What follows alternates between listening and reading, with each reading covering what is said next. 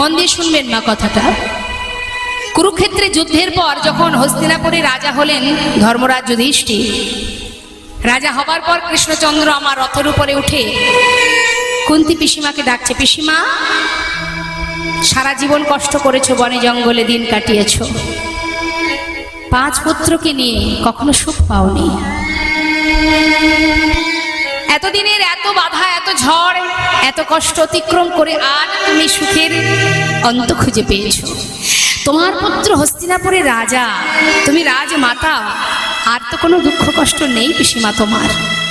পিসিমা সমস্ত দুঃখের অবসান ঘটেছে তোমার, তাই তুমি ভালো থাকো পিসিমা, আর আমাকে এবার বিদায় দাও, আমি যাই। কুন্তী পিসিমা মনে মনে চিন্তা করছে, কি কৃষ্ণ তো এতদিন এমন কথা বলেনি আমায়, এতদিন বলেছে পিসিমা আমি আসি, কিন্তু আজ যাই কথাটা কেন বলছে। দাঁড়িয়ে আছে এক দৃষ্টিতে তাকিয়ে কৃষ্ণের দিকে, পিসিমা সুখের মুহূর্তে আমি তোমায় বর দিয়ে যাব, আজ তুমি যা চাইবে পিসিমা, যাবার আগে তোমাকে বর দেব, বলো কি চাও তুমি। কুন্তী মনে মনে চিন্তা করছে, আহা কৃষ্ণ, এতদিন আমার দুঃখ ছিল, কষ্ট ছিল,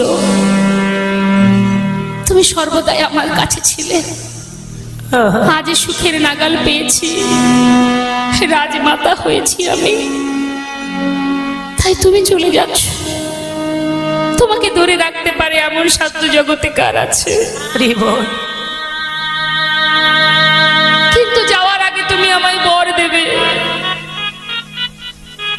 বেশ কথা দাও, যা চাইবো তাই দেবে তো? নিশ্চয়, বলো তুমি কি চাও। কুন্তী পিসিমা বললে, কৃষ্ণ তবে দিয়ে যাও, এই জগতে যার জীবনে যত দুঃখ আছে, কষ্ট আছে, যার জীবনে যত বেদনা আছে, সবটুকু তুমি আমায় দিয়ে যাও। যে কষ্ট, যে দুঃখ পেলে তোমাকে হারাতে দাও,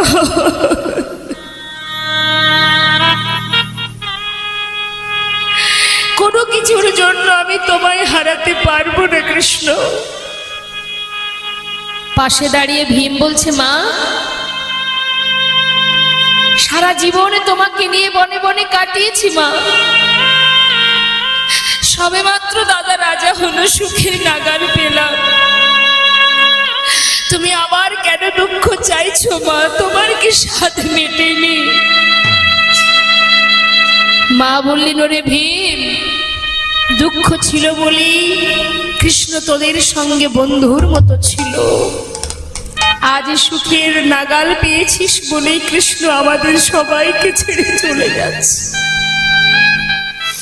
বল বাবা, এই জগতে সুখ ভালো না দুঃখ ভালো?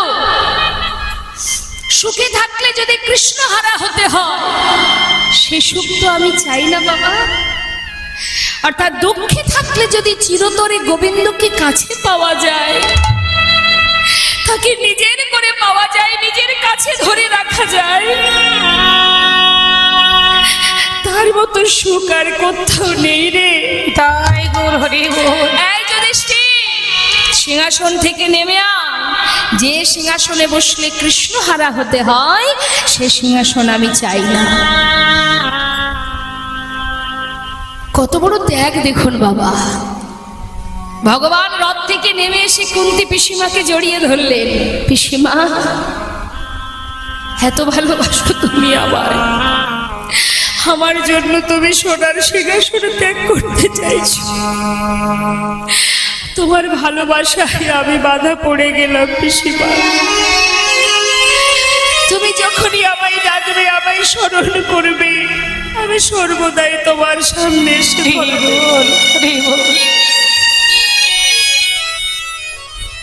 এটা হলো ভক্তের চাওয়া মা।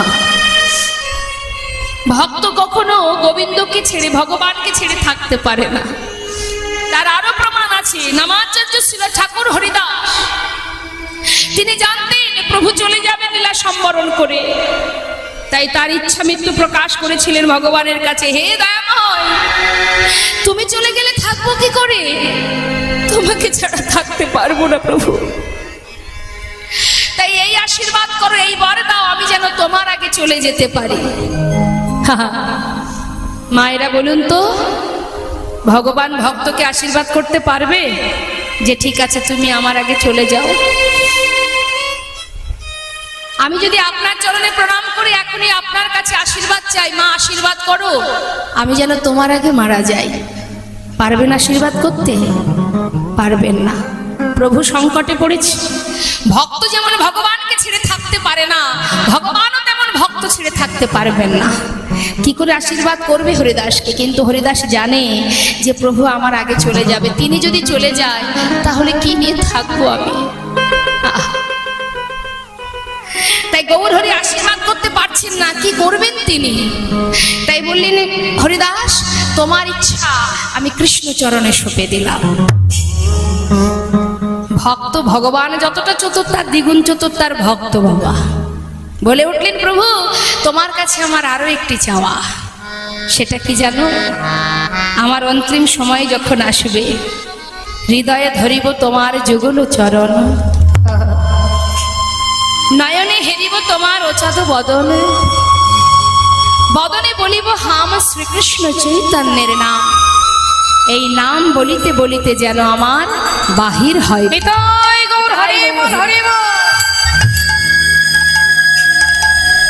এই হচ্ছে প্রকৃত ভক্ত।